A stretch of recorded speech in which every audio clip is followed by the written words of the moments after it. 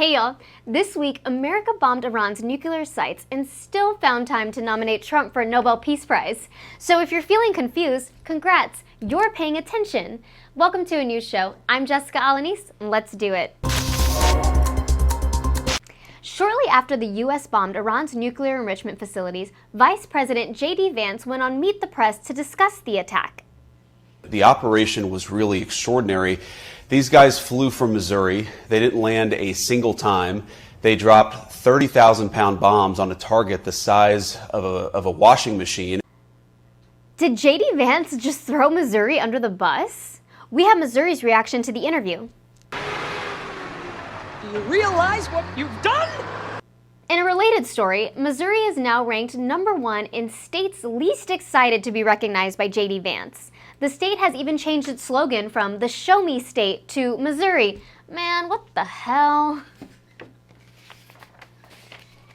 Soon after the attack, Georgia Congressman Buddy Carter, seen here whistling Dixie, officially nominated President Trump for the Nobel Peace Prize, giving him credit for the Iran-Israel ceasefire. That makes sense though, because when you bomb people, they die. So I guess technically it would be a Nobel Rest in Peace Prize. Say goodbye to Texas-sized sinning because Governor Greg Abbott has signed a law requiring every public school classroom in the state to display the 10 Commandments. That's right, students will now know that thou shalt not steal thy neighbor's test answers, and they will also know that thou shalt not fist bump their bro who's sleeping with their math teacher. A Florida attorney general wants to build a detention facility in the middle of the Everglades and call it Alligator Alcatraz. The facility would be surrounded by alligators and pythons, similar to the way a cartoon villain base would be. This shouldn't come as a surprise from Florida's recently elected attorney general, Skeletor from He-Man.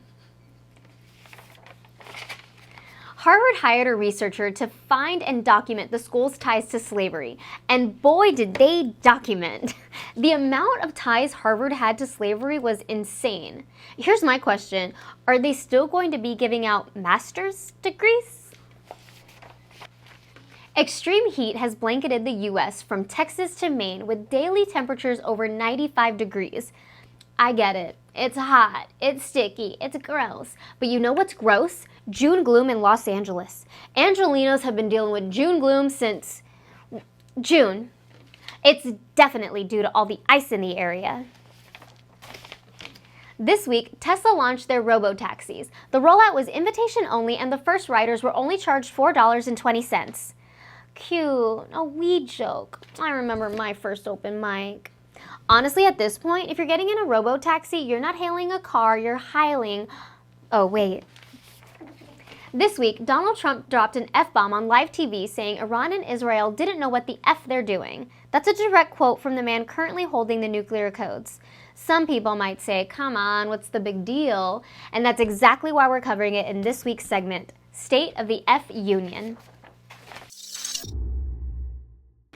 President Donald Trump dropped an F-bomb on live TV when asked about ongoing tensions between Iran and Israel. Now, to be fair, a lot of presidents have lost their temper while in office, but those moments happen in private or on a hot mic. They didn't do it in the Rose Garden in front of a bunch of reporters like it was open mic night at Mar-a-Lago. The President of the United States publicly lost his temper while discussing nuclear tensions in the Middle East. Now, you might say, come on, he's just talking like the rest of us.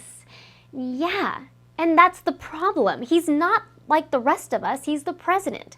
We don't need a president who sounds like a 14-year-old playing Call of Duty. We need someone who won't declare World War III with a meme. The job isn't to relate, it's to regulate.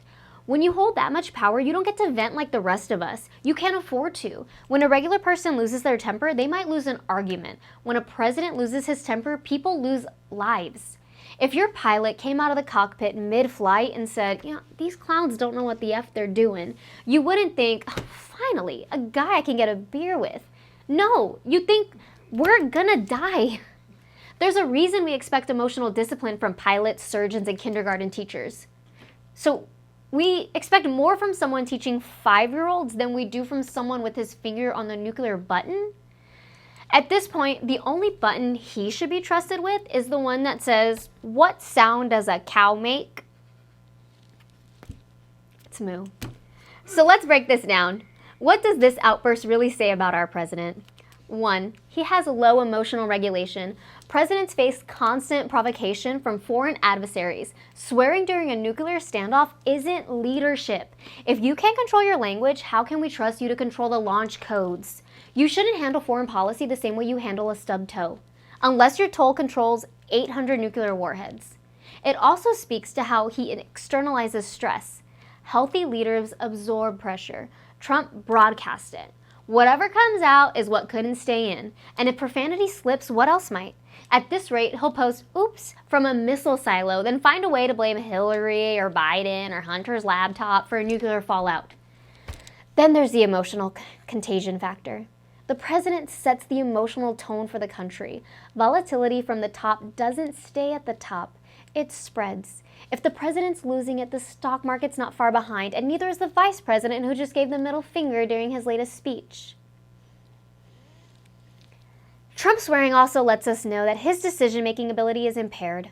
When someone's emotionally triggered, the rational brain shuts down, and the emotional brain, the one that says, bomb them, takes the wheel. We don't need Fast and the Furious Commander-in-Chief edition, especially when the drift happens over Tehran. And finally, he loses authority through projection because profanity doesn't make you relatable. It makes you look unhinged.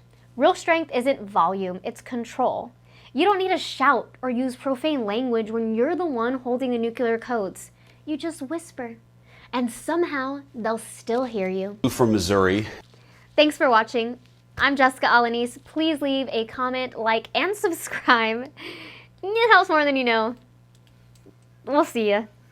You get it. You know what to do. You know what I'm trying to say. You get it. That was a lot.